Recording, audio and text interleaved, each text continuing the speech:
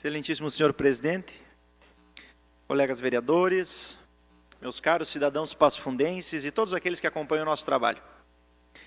Dirijo-me a vocês nesse grande expediente, usando essa oportunidade para lhes apresentar um pouco mais sobre um tema que tem sido recorrente no mundo todo, a ascensão do conservadorismo. Essa ascensão nos últimos anos tem ocorrido em vários locais do mundo. Depois de um breve tempo de domínio da esquerda em vários lugares, inclusive aqui mesmo na América Latina, sendo que naqueles países em que a esquerda ainda perdura, as consequências têm sido desastrosas, como podemos observar em nossa vizinha Venezuela. Vemos agora políticos conservadores, de uma ou outra maneira, ascenderem ao poder. Os exemplos mais recentes, na América do Sul, são o Paraguai e o Peru.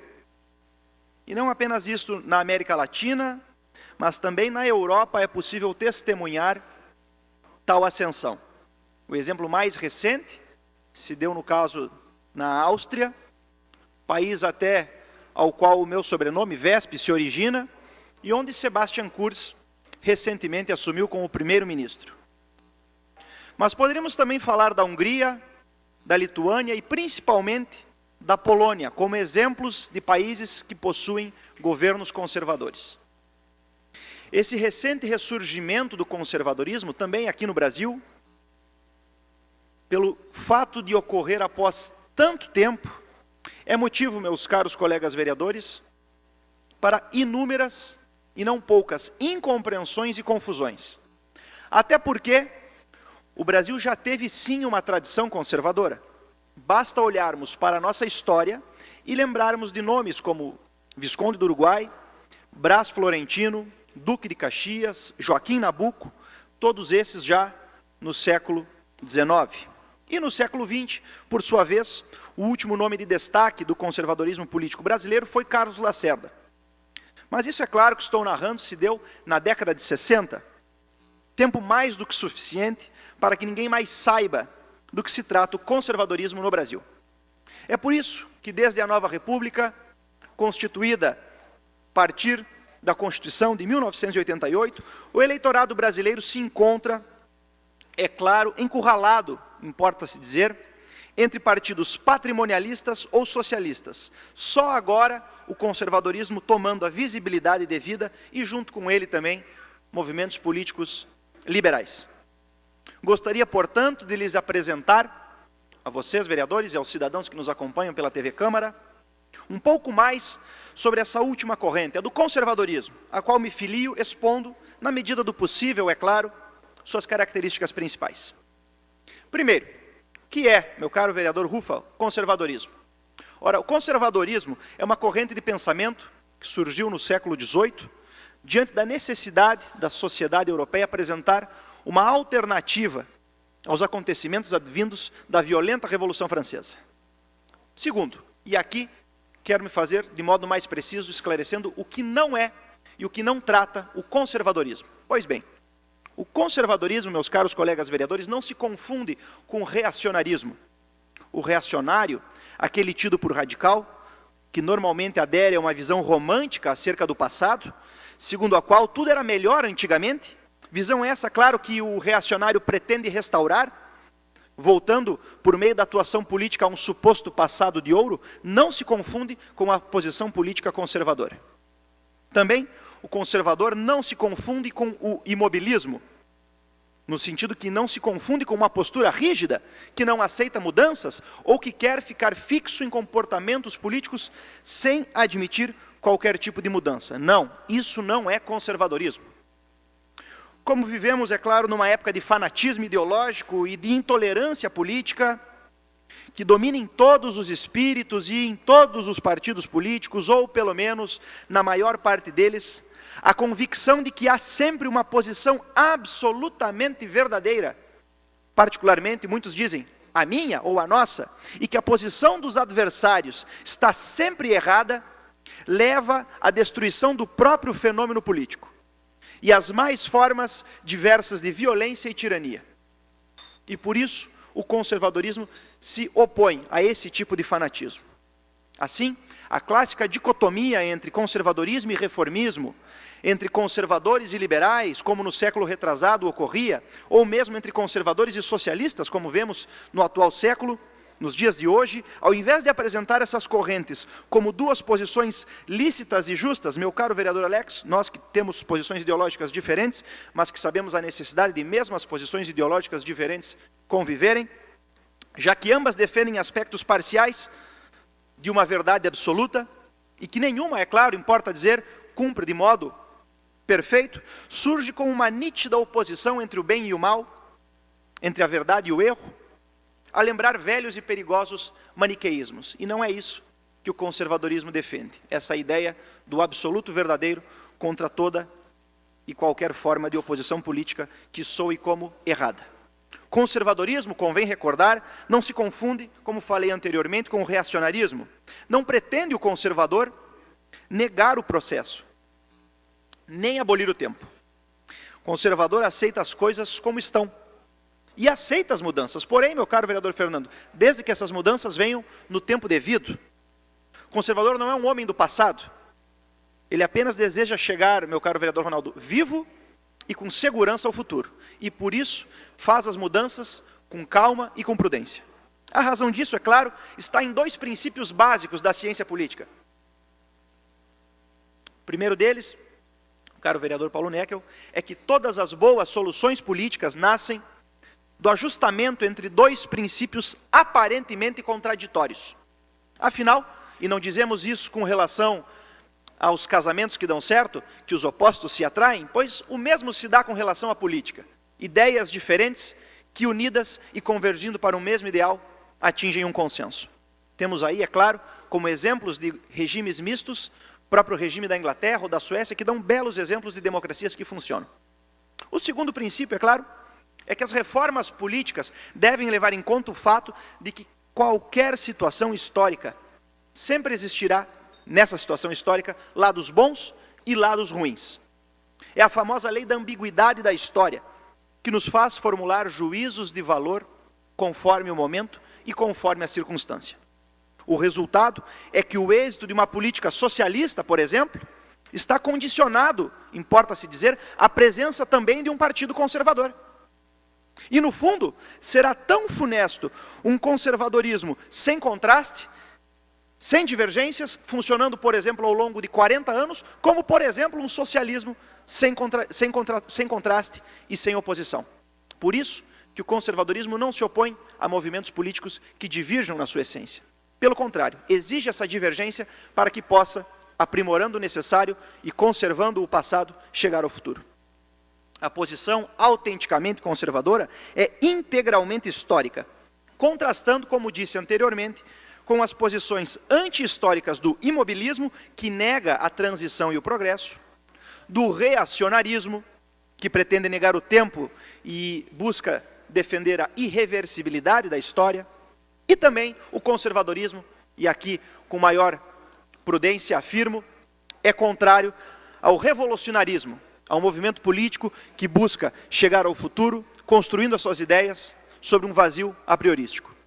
O conservadorismo, portanto, meus caros cidadãos de Passo Fundo, como seu irmão, o progressismo, admite que a história é continuidade e, portanto, existência.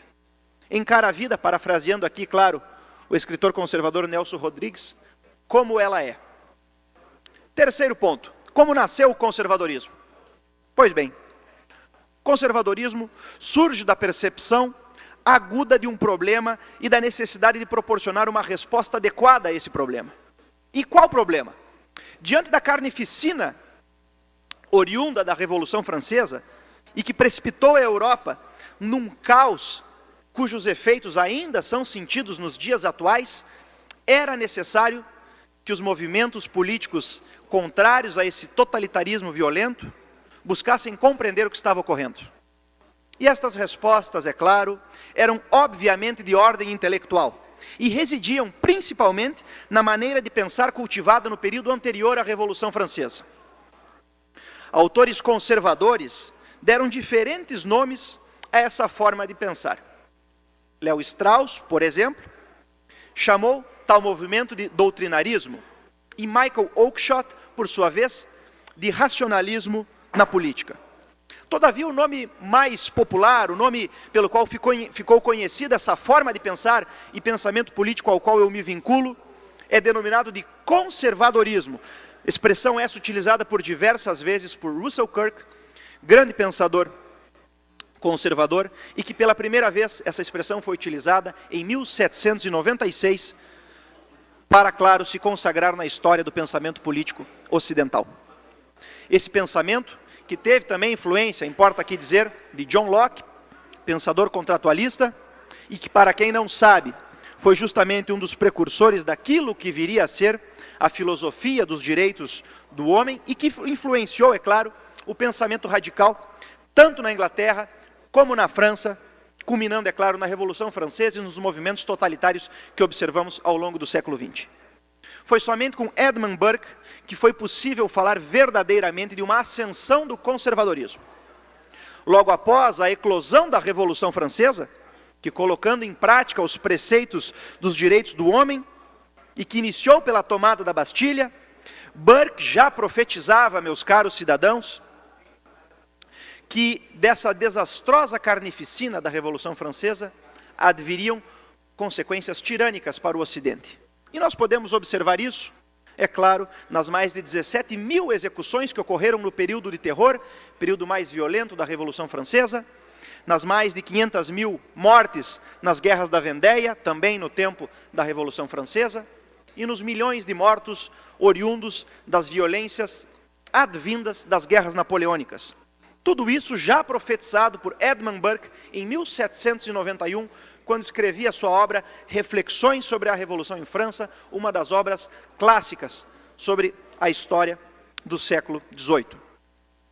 Burke esteve sempre longe de ser um cínico, um imobilista, um reacionário. Muito pelo contrário. Edmund Burke lutou por diversas causas de povos oprimidos em seu tempo. Cito a dos católicos na Irlanda, a dos colonos ingleses na América, dos povos da Índia, sendo autor, inclusive, e aqui importa dizer, de um projeto de código para a abolição da escravatura nas colônias inglesas. Projeto esse que, infelizmente, na época, acabou sendo engavetado. Ao contrário de David Hume, que também era crítico aos movimentos revolucionários, embora nunca tenha feito um apelo à necessidade da transcendência na política, Burke defendia a ideia de que as leis humanas jamais podem ser inteiramente determinadas pelo mero arbítrio humano, pela nossa vontade pura e simples, pois as leis humanas, advindo da razão, são fruto, é claro, das leis divinas, a qual devem obediência. E isso, no fundo, defende a ideia de que as leis humanas estão vinculadas a uma ordem universal que transcende o arbítrio humano e que, consequentemente, constringe os comportamentos dos seres humanos à obediência. Para Burke, nenhuma assembleia de homens, por mais unânime ou numerosa que o fosse, poderia derrogar essa ordem do universo. Ele não aderiu, portanto, à tese da soberania dos povos, expressa por Rousseau e defendida por tantos adeptos de tal tese, que levaram, como consequência, aos movimentos totalitários, cujos reflexos ainda são sentidos nos dias atuais. Burke se opôs, sobretudo, à abstração na política. Abstração essa que tantos males traz ainda nos dias de hoje, e especialmente aquele tipo de abstração que acaba por se esquecer dos singulares, das pessoas concretas, de carne e osso, e em nome de utopias, acaba muitas vezes gerando todo tipo de violência. Ao se insurgir, por exemplo, contra a metafísica, Burke não foi contrário à metafísica aristotélica, mas contra, é claro, o pensamento geométrico cartesiano, que buscava a exatidão matemática e cujos reflexos, principalmente sentidos na ciência, desvincularam as ciências do aspecto muito importante da religião e da transcendência. Conservadorismo, portanto, meus caros colegas vereadores e cidadãos de Passo Fundo, se opõe à noção de direitos abstratos, já que esses direitos não admitem limites e, desse modo, lançam a sociedade nas mais perversas utopias e barbáries. Essa perfeição abstrata, importa aqui frisar nesse meu discurso, são os defeitos práticos de todos os movimentos revolucionários advindos das noções dos direitos do homem. O homem tem necessidades e tem o direito, é claro, todos sabemos, de exigir, meu caro vereador Valdo, que o governo assim satisfaça tais necessidades. Isso todos sabemos. mas não as necessidades, as liberdades e os direitos abstratos, de homens abstratos em contratos sociais abstratos. Isso não. As liberdades são concretas, tanto quanto as restrições que devem figurar tais direitos. E é isso que o conservadorismo defende. Não os homens abstratos, mas ideias de homens que exercitam a sua liberdade em uma sociedade que é fruto do esforço de gerações, homens reais, como disse, de carne e osso. O conservadorismo, nesse sentido, se opõe ao estado de natureza como princípio real político da sociedade.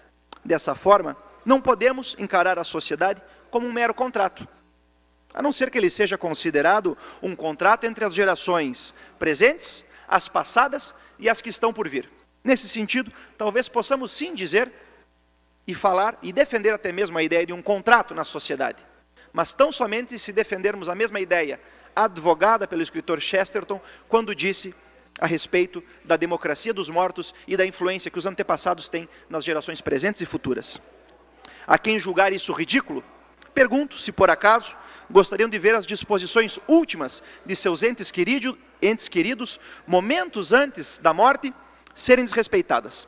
Creio que, obviamente, ninguém defenderia tal desprezo para com os antepassados e as tradições. Por isso que digo que o conservadorismo se baseia, portanto, na ideia de que cada pessoa é importante para além do seu tempo e que possui uma dignidade muito superior à do homem animalizado do estado de natureza defendido pelos filósofos. O conservadorismo, desse modo, acredita que a sociedade civil se baseia num dom, e num dom pessoal, por assim dizer. Por isso que o conservadorismo, meus caros vereadores, defende o mínimo de direitos possíveis, promovidos diretamente pelo Estado. Pois, o que é o direito positivo, afinal, senão uma forma do Estado obrigar as pessoas a executarem determinadas tarefas em prol de outras? Isso, às vezes, é necessário, como disse anteriormente, mas de forma mínima. Por isso que também os conservadores defendem um Estado menor, um Estado pequeno, um Estado com um papel subsidiário na vida das pessoas, que respeite a autonomia dos cidadãos. O dom pessoal e a mutualidade desse dom, portanto, passam também pela instituição da propriedade, valor esse defendido por todo e qualquer conservador que assim se diga e se preze com respeito. Afinal, só aquele que tem propriedade, e diria fazendo até uma analogia à ideia de autodomínio, propriedade sobre si mesmo, é capaz de agir livremente, proporcionando benefícios às pessoas, ao seu entorno, de modo livre e gratuito. Nesse sentido, a liberalidade e a liberdade, que andam afastadas no pensamento liberal meramente materialista, segundo o conservador, pressupõem a mesma coisa. Conservador, embora deva, claro, sempre se insurgir contra a miséria extrema e contra a injustiça, não se revolta contra a desigualdade em si. E aqui um ponto, meus caros colegas vereadores, em que os conservadores divergem dos ditos socialistas. A variedade social, isso todos sabemos, é salutar. E há diversos modos de se viver a vida com menos dinheiro e menos recursos. Agora, querer igualar a todos economicamente não apenas seria um suicídio no sentido prático, como também no sentido teórico, haja vista que defender tais ideias, como fazem muitas vezes até mesmo professores em sala de aula, é uma utopia, um absurdo. O Estado, todos sabemos, não é capaz de igualar materialmente a todos, fazendo-os idênticos. Pressupor isso significa defender a aniquilação da riqueza advinda da diversidade e dos talentos pessoais de cada um. Nós, conservadores, somos a favor da igualdade, mas da igualdade sob direito, uma igualdade isonômica formal, que coloque todos sob a mesma autoridade e sob a mesma ordem jurídica, respeitando, é claro, as diferenças materiais que possam advir dessa igualdade isonômica. Nós somos contra, é claro, a igualdade totalitária, que visa equalizar todos na miséria e na mediocridade. Portanto, o conservador busca sim conservar as coisas, mas espera na medida em que são especiais apenas para que pessoas possam ser pessoas e não meras engrenagens em regimes estatais, coletivistas ou totalitários.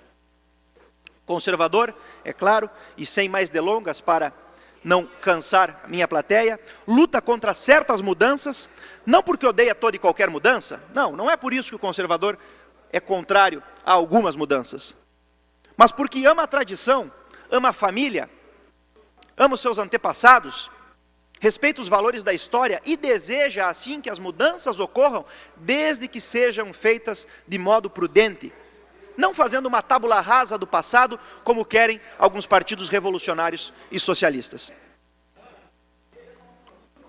Portanto, conservador diverge de dois pensamentos que hoje estão em voga, mas que não trazem, é claro, como resultados práticos o bem da política na sociedade. O primeiro deles, o totalitarismo coletivista socialista. E também, é claro, e que importa-se dizer, até sacrifica a liberdade individual a um leviatã totalitário que busca absorver na esfera estatal todas as autonomias do indivíduo. Mas também o conservadorismo se opõe ao liberalismo individualista, de caráter materialista, que busca sacrificar toda a ordem social e toda a coletividade para a satisfação de desejos egoístas e individuais. Ambas as teorias que destoam do conservadorismo, a do coletivismo totalitário socialista, que popularmente chamamos de socialismo, ou a do individualismo materialista, que popularmente poderíamos chamar de molecagem ou de egoísmo, trazem o mesmo fim na realidade política, a desumanização do ser humano, que é, acima de tudo, pessoa, relação, liberdade e dom, mas também ordem. A raiz do conservadorismo, meu caro amigo Evandro Meirelles, portanto, não reside nem na pobreza, nem na riqueza, mas no respeito à dignidade da pessoa humana, respeito esse oriundo do ser humano como indivíduo de carne e osso.